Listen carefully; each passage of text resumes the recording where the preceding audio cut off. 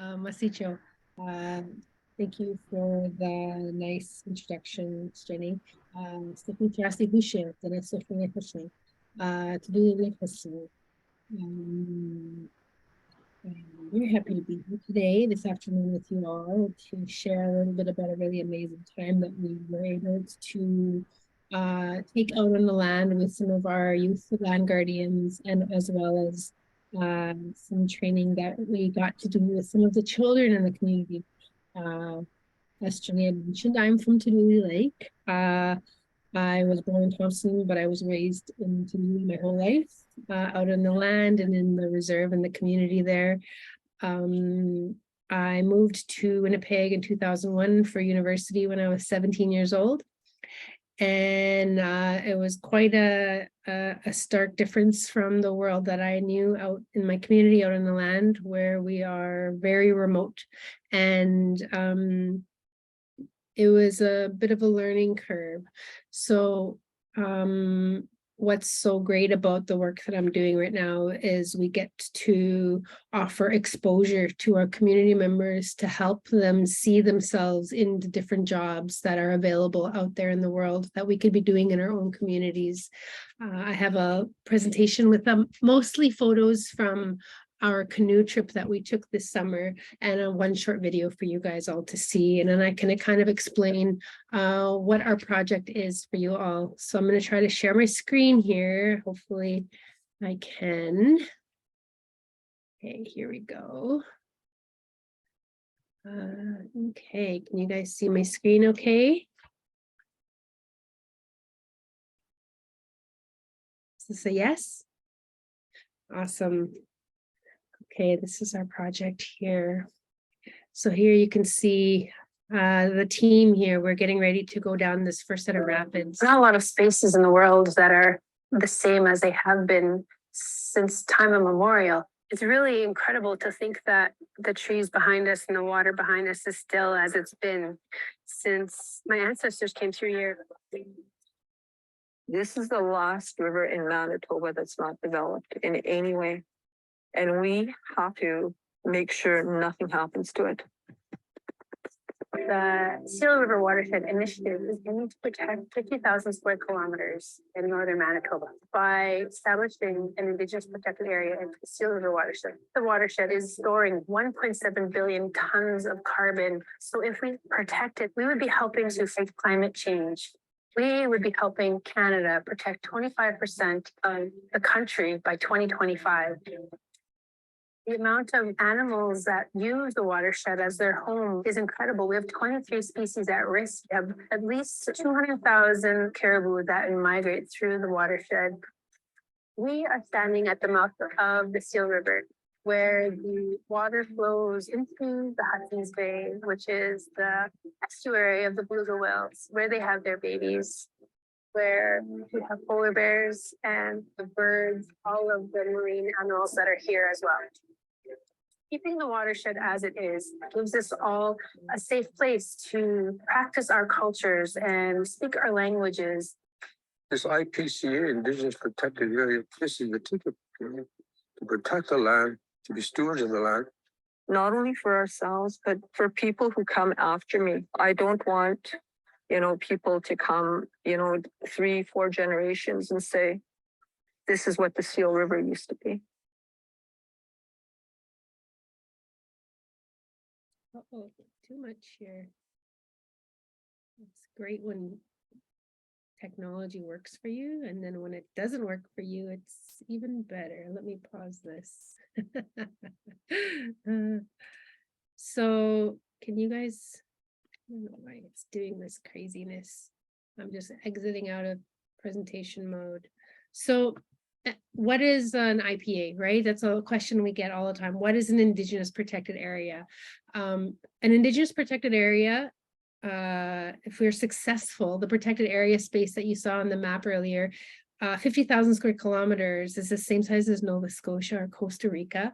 It's the largest protected area submission in Canada to date. So we would be the largest protected area in Canada if we're successful. So we're really pushing hard for this because the area that we're hoping to protect is 99.97% pristine. So the land is exactly as it's been since my ancestors used to be nomadic and travel through the watershed.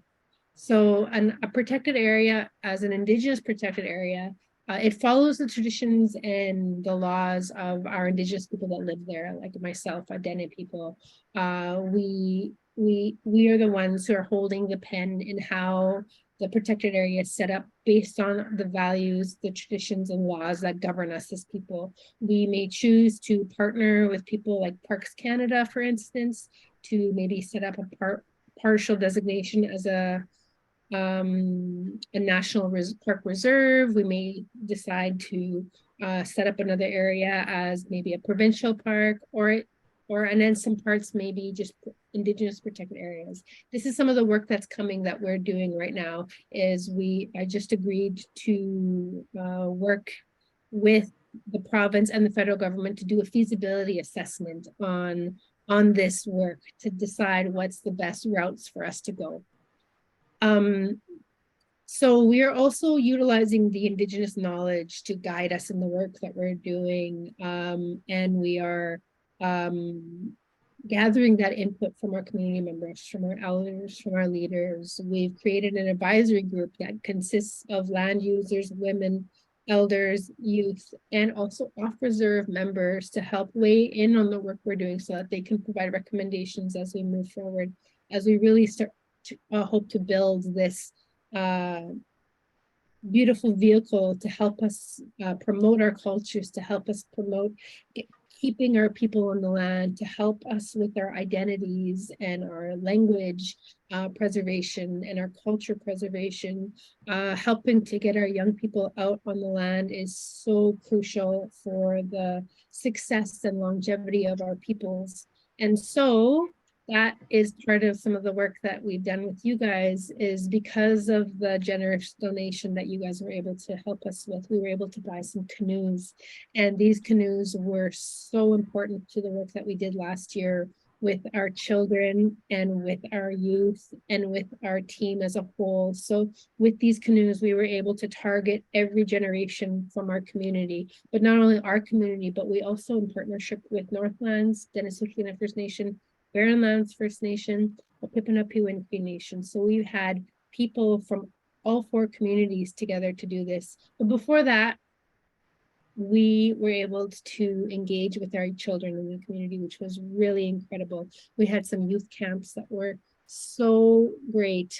We partnered with Waterways and we were able to do a whole bunch of things just on the beach in Tuduli with the children and the canoes that we purchased. We also purchased food to feed them lunches while we were out there. We did play games with the kids. We did water safety. We did water rescue. That was something that was so fun for the kids, is that we can tip these canoes. We're allowed to tip these canoes. Okay, let's tip these canoes. And then we're going to learn how to flip them back over safely with the help of our friends, who were all 9 and 10-year-olds. And it was just this crazy mayhem, but they learned how to flip these boats back over, and they learned the safety of having their life jackets on it and how to paddle. And some of these kids have never had access to be able to have training. They've seen canoes around and stuff, but they never really were able to safely say they could get in a canoe with some of their peers and be paddling around in the boats and learning the different paddle strokes and stuff. So it was so wonderful to be able to offer this day programming for the children in the community, but also for the youth. We had some youth that were interested, right? And so we would have them kind of coming down and watching kind of from afar, kind of shy. You know, these are really like introverted young people who don't really have solid like understanding of their identities and their confidence, right? And then we have them come again, and then they're like, oh no, we want to do this. So they start talking to their friends, and then all of a sudden we had a group of teenagers come down, and we were like, yes, let's get you guys in the boats and let's get this training happening. And to see them kind of blossom in the matter of a couple of days to being all laughing and joking around and having the time of their lives out in the water with our trainers was really amazing. And here we have some of the kids here. This is the individual in the middle holding up his thumb in the middle is Brody. He had never been in a canoe before in his life. And at the end of it, he was leading and he was teaching what he had been learning to the other kids and the other youth that were coming, that teenagers. He was then, because he was there every day, right? So when it came time for the teenagers to come down, he was kind of on the cusp, right? He's still a little bit too young to be considered a teenager, but he was there leading and right alongside with the instructors, teaching those teenagers what he had already learned. And it was so beautiful to see that and to see them so excited and learning, right? And here we have pictures of some of the children. This wasn't all of them, with some of the trainers out on the beach, and you can see how happy everybody was, right? You can see some of the shy kids at the back. It really was such a joy to be able to hit different generations of people with the same boats and the same infrastructure to be able to offer these training, right?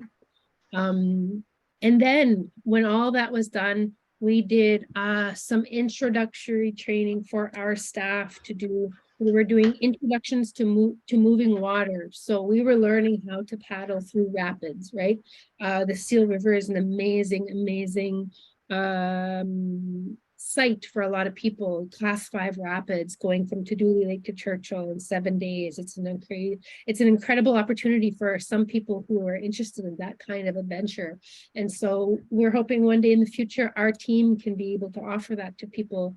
And in order to do that, we know that we need to pair certifications with the Indigenous knowledge that they carry. So we're trying to get them trained. We're offering them their PAL licenses so that they have access to safely used firearms. We're getting them their wilderness first aid certificates.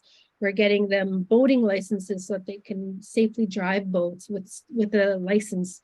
We're also with these canoes able to do introduction to moving water. So that's what you see here. And here's some of the boats. We had 18 of our team going down.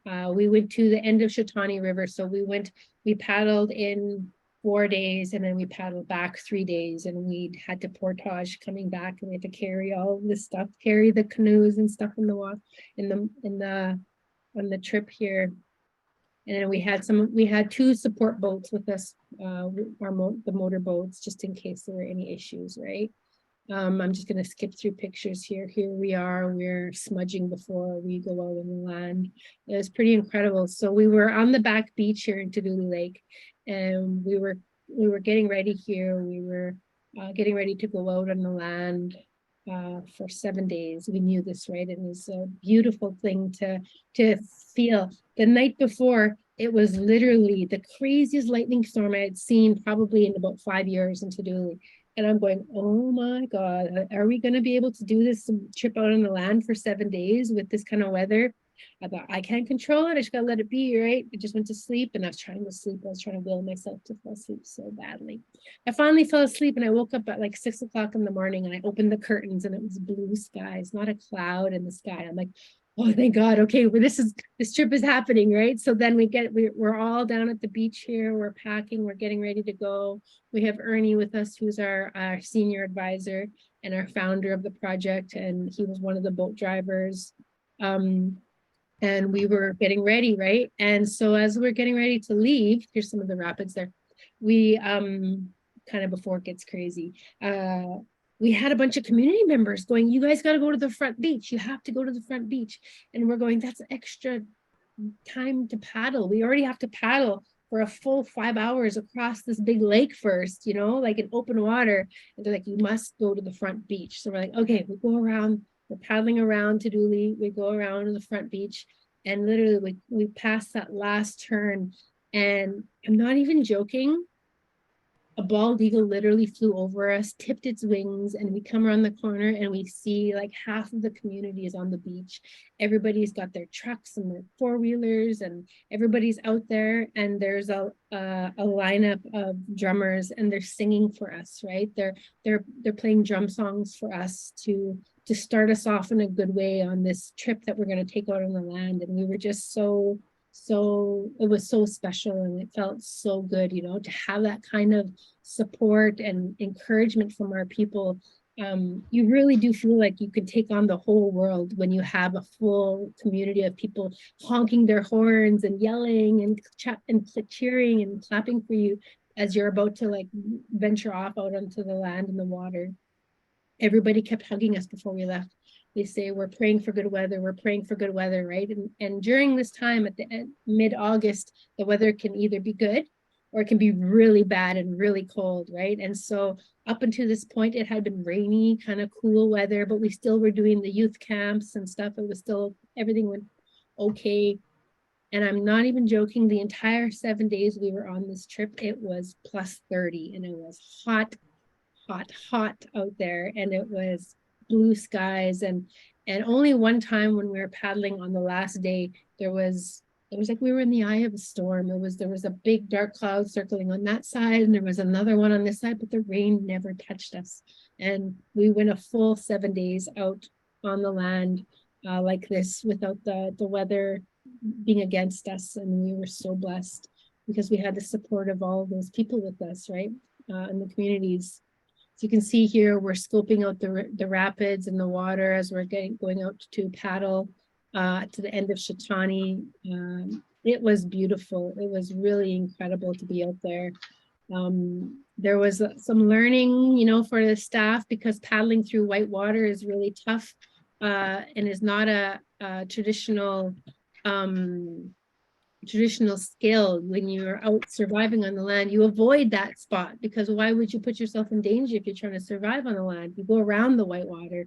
But here we were trying to teach our team to paddle through it. There's lots of people, adventure people who like to paddle through the white water. So we were learning what S-curves were and peel outs and ferrying and how to pack light and how to use these little like sleeping bags. So there was lots to learn from a different perspective for us, because when we go out on the land, we bring everything in the kitchen sink because we know you can't plan, and you got to be prepared when you're out on the land and there's nobody else out there. You don't never know what's going to happen, right? So here we are going through our team. Everybody just all smiles, right? So a lot of these photos you see here are from when we were out on the land. And while we were out there, we were also able to install some of our songbird recording devices. We are partnered with Audubon Society, and we were able to put up some more songbird devices to record the sounds of the songbirds. We're finding that there are birds that are migrating to our backyards that are coming from South America and that are coming from Antarctica because of how beautiful and how pristine the area is. We literally didn't take any kind of water purification system with us while we were out there. We literally were drinking the water from dipping our cups over the sides of the boat to drink the water as we were doing our travel. So we had a mixture of youth with us, as well as some of our older teachers who were teaching us in the work we were doing. And it was really something incredible. There's our camp auntie who was teaching us how to spot a moose on the shore and how it looks different. It might look like a rock, but it's a sparkly rock, or we would have been building birch bark canoes while we were out there. And she was such joy and so much knowledge that she was there sharing with all of us the entire time we were out there. And you could see my face. I'm just like giddy with joy and how much information they were sharing with us, right? And here we are in Shatani Lake, where it used to be an ancient highway for us to Nunavut. And this is where we used to build birch bark canoes. Samuel Hearn actually traveled through here, and the eskers and the trees and the hills would have looked the same as they do when we went through here. And it's the incredible history that is there in these spaces. There were old teepee rings and tent rings that used to have homes on them. And there were so many eagle feathers everywhere we went. Yeah, so I have lots and lots of these photos. There's so much that was so incredible about being out here. And one thing, there was also seals in the fresh water, where you can see here in some of the photos. There's seals sitting on the rocks as we're traveling through. And this isn't very far from Tuduli Lake, so to see them was pretty incredible. And there was no fish in the water where the seals were, so you know that's what they're eating, right? Just smiles all around here. The boats, when we were coming back and we were portaging, some of our youth had never done this kind of work before, and we were looking at the maps as we were coming back, and our paddling instructors were looking at the map in the distance, and they were saying, oh, this is pretty hardcore. It'll probably take us about 4 hours to portage all our boats and all our gear back, right? And we're going, oh man, 4 hours. Okay, that's going to be a while. But you know, nobody complained, nobody said anything. There was black flies in the bush, and the moss was up to our thighs, and it was wet moss, and the trail was, they weren't real trails, it was going through the bush, right? You could see me here with the bug hat on because I was trying to save myself from black flies. And here we are portaging, starting the portage or getting to the end. And literally some of our youth who had never lifted a canoe before were running through this with one person on one boat on their back, getting to the end, and then coming all the way back and grabbing more gear and running all the way back. It was really amazing to see this individual in the photo here with this bag. This bag was probably almost 100 pounds. It was so heavy. And then he would also have another bag on either side of him as he's running through the bush after carrying a canoe by himself.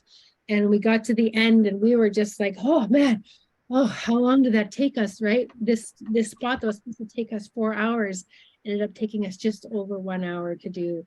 And I was so incredibly proud of our team, you know, because that just shows the resiliency that exists in these young people and the blood memory that exists. You know, we used to move big parties of our communities on the land like this. We were nomadic and we didn't stay in one place for very long. And you can see we're just dying and it's so hot in these photos. We were used to doing this kind of stuff, right? And you could see it in the skills that our young people carried who had never portaged before in their lives. All of a sudden we're running through wet moss with canoes on their backs and showing these instructors that this is something that can come naturally to a lot of our youth, and they have the natural abilities that are there. I wanted to go back and show you this photo of this young man's tan on his face to help show how hot it was while we were out there. He's got this really good raccoon tan, and all of us started having these really funny tans that had glasses on. Yeah, and you know, we're so grateful to be able to do this work and to get our young people out on the land and to get help connect the Western science skills with the Indigenous knowledge that our young people carry. Because, you know, after this trip, we had young people who couldn't see past the Northern store starting to post on social media, I'm going to be a guide. I'm going to make a career myself out on the land. I'm going to take people down this trip. I'm going to help visitors when they come through here. And some of these kids, when we left Tuduli, their boats were going like this across the lake, right? They're zigzagging, and this was a big, long paddle. At the end of it, they were just so confident in their paddling, so straight and paddling through waves and windy water. And, you know, they were just, it was all smiles and laughs, and it just felt so good to be connected like that out there. And then the other thing that I wanted to touch on really quickly, I know I've been talking a long time and I tend to do that when I'm on these calls, is we collect names of people who support the work that we're doing, and we will print in each an individual letter like this, and we take it to the province and we show them. Right now we're at 12,000, I believe just over 12,008 letters signed by Manitobans and Canadians to show the Manitoba government that they support the work that we're doing. So what we're doing is we're doing a letter writing campaign where we're collecting names of friends who might be in support of this kind of work to continue, so that we may try to do our part to save this gift that the North is, to save the pristineness of it. It's literally a set of lungs that holds 1.7 billion tons of carbon that's slowly turning back into oxygen. And by protecting it and leaving it as it is, it'll slowly release oxygen into the world. So with that, I think I will stop sharing. And if anybody has any questions or anything, I don't know, like I could talk for a long time about all this stuff. I'm really so grateful for the support that you guys were able to give us in this, and just to show you guys how amazing something maybe as small as support to purchase a couple of canoes actually benefited many generations in the community. In one short, small amount of time, there was so much positive things that came from it, and people are still talking about it. So Masi Cho, Adita, and so what it means is Masi is thank you, Cho is a big thank you, Adita is as big as it can be. I thank you all for your help in purchasing some of this equipment to help keep our people, our young people on the land. Well, thank you, Stephanie. You were an amazing storyteller. And the photos, the slides were just, you could just put yourself into that situation. And so thank you. Thank you so much. I'm wondering if anybody has any questions, comments for Stephanie. And I can't quite, oh,